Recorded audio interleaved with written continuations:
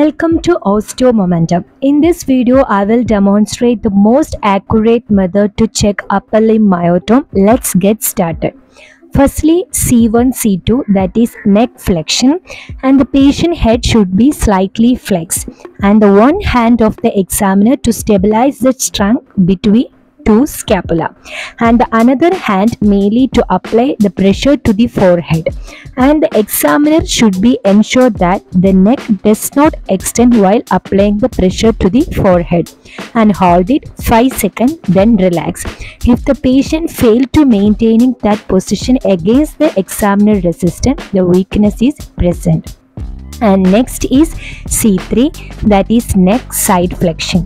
While checking the neck side flexion, the examiner one hand above the patient ear and the another hand onto the opposite shoulder, and the hand placed onto the earlobe area to apply the pressure and hold it 5 seconds.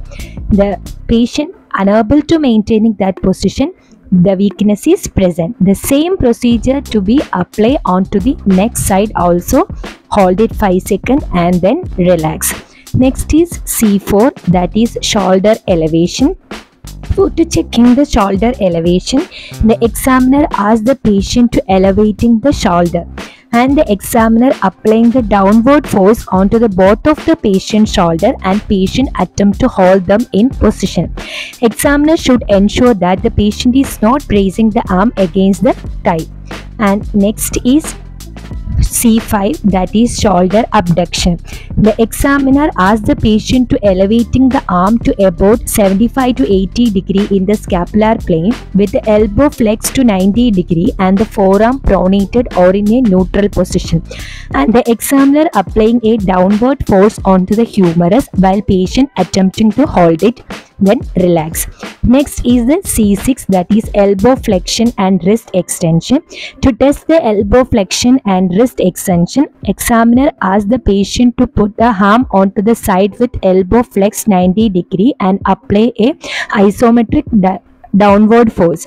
For the wrist extension also isometric downward force, and hold it 5 seconds, then relax. Next is C7, elbow extension and wrist flexion.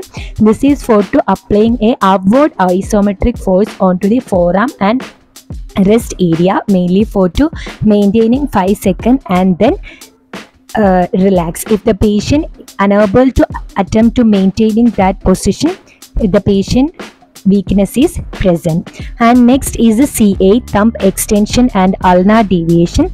To check the thumb extension, the patient extend the thumb against in a short full of range of motion.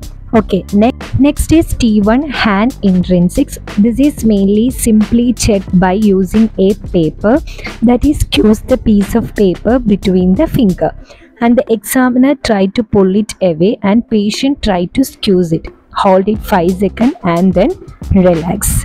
Thanks for watching, and please subscribe Momentum family. Just learn smart, not hard.